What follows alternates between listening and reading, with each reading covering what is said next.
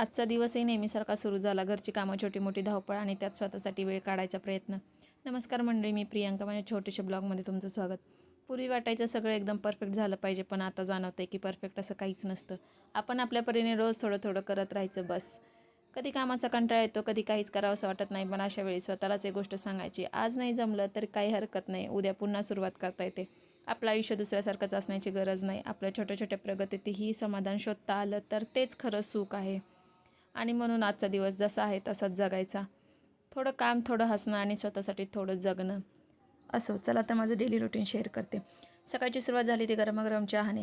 चहा घेतला की दिवसाची सुरुवात जरा फ्रेशच वाटते. मग रोजची घरची कामं आणि स्वयंपाक उरकून घेतला. त्यानंतर रुद्रला स्कूलला सोडायला गेले आणि त्याला सोडून घरी आले. मग पुन्हा राहिलेली कामं आवरायला सुरुवात केली. घरातील कामं कितीही केली तरी काही ना काही बाकी राहतंच, नाही का? पण रोजची हीच धावपळ असली तरी त्यातच आपला दिवस जातो. आणि या छोट्या छोट्या क्षणामध्येच खरं तर आपल्या दिवसाचं समाधान लपलेलं असतं.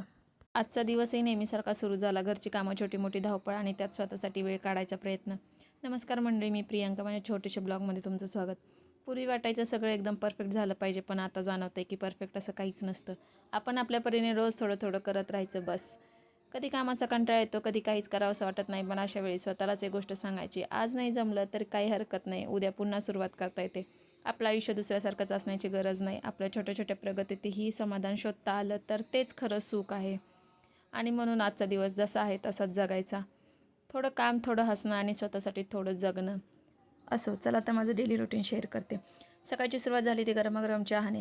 चहा घेतला की दिवसाची सुरुवात जरा फ्रेशच वाटते. मग रोजची घरची कामं आणि स्वयंपाक उरकून घेतला. त्यानंतर रुद्रला स्कूलला सोडायला गेले आणि त्याला सोडून घरी आले. मग पुन्हा राहिलेली कामं आवरायला सुरुवात केली. घरातील कामं कितीही केली तरी काही ना काही बाकी राहतंच, नाही का? पण रोजची हीच धावपळ असली तरी त्यातच आपला दिवस जातो. आणि या छोट्या छोट्या क्षणामध्येच खरं तर आपल्या दिवसाचं समाधान लपलेलं असतं.